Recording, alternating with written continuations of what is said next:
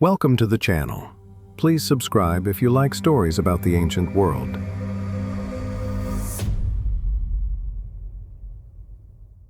Two civilizations, separated by an ocean and by millennia, stumbled upon one of humanity's most profound ideas: to defy decay, to conquer death itself. In the golden sands of Egypt, the pharaohs built a machine for immortality, made of gold and stone. In the brutal dust of the Atacama, the Chinchorro people crafted their eternity from clay, sticks, and love. For centuries, we have celebrated one of these traditions and ignored the other. But when we finally place them side by side, we discover that their battle for eternity reveals not one, but two completely different answers to the great question: what does it mean to be human? Let's start with the fact that shatters all conventional wisdom: the timeline. The oldest Chinchorro mummies date back to 5050 BC. They were already masters of complex artificial mummification. Now, let's look at Egypt. The earliest evidence of intentional mummification in Egypt appears around 2600 BC, during the Old Kingdom. Let that sink in.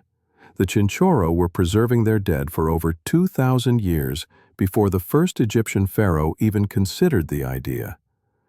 This isn't just a historical trivia, it's a paradigm shift.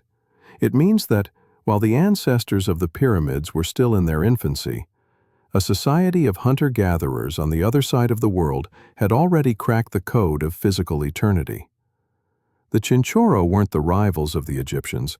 They were their ancient, forgotten predecessors. The title, Pioneers of Eternity, belongs not to the Nile, but to the Atacama. But how they achieved eternity could not be more different. Their techniques reveal a fundamental divergence in purpose. The Egyptian method: preservation of the perfect vessel. The Egyptian approach was one of refinement and preservation. Their goal was to keep the body as intact and perfect as possible for its journey to the afterlife. They used natron, a natural salt, to desiccate the tissues. They removed organs to stop internal decay, often storing them in sacred jars. The body was then anointed with oils and resins and meticulously wrapped in hundreds of meters of linen. The result was a protected, hidden, and sacred vessel, designed to be sealed away in a tomb, perfect and untouched.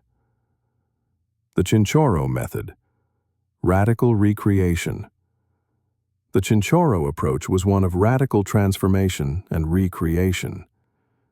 They didn't just preserve the body, they took it completely apart and rebuilt it from the inside out. They removed the skin, muscles, and organs. They reinforced the skeleton with sticks.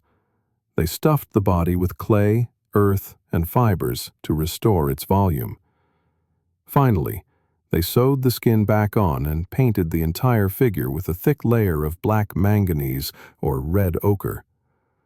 The result was not a preserved corpse, but a new artificial body, a statue of the dead, meant to be seen and interacted with.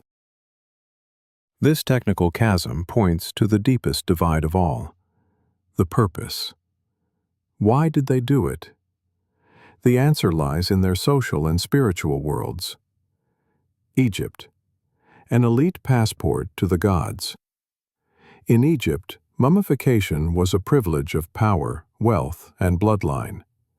It was a royal and elite practice, a necessary step for the pharaoh to become a god, and for the nobility to join him in the afterlife. It was deeply entwined with a complex cosmology of judgment before Osiris, the weighing of the heart, and the journey through the underworld.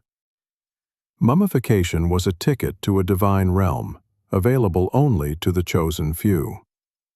Chinchorro, a democratic right to remember.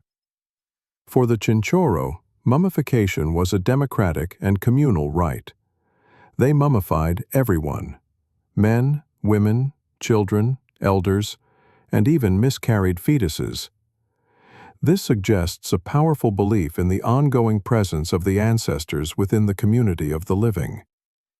The purpose wasn't to send the soul to a distant god, but to keep the person physically present and active in the memory and daily life of their family. Their afterlife was here, among us.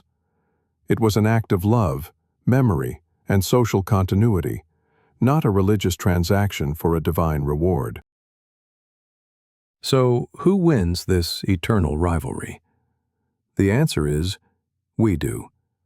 By understanding both, we enrich our understanding of humanity's journey.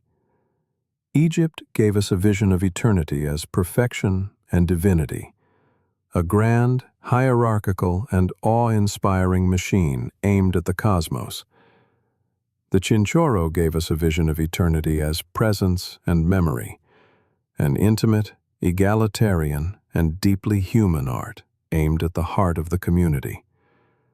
One was designed to be hidden away in splendor, a secret between the king and the gods. The other was made to be kept in the open, a continuous conversation between the living and the dead. One speaks to our ambition to reach the heavens. The other speaks to our fundamental need to hold on to each other. The Chinchorro may not have the gold or the glory of Egypt, but they possess something perhaps even more powerful, a timeless lesson that every life, no matter how small, is worthy of remembrance.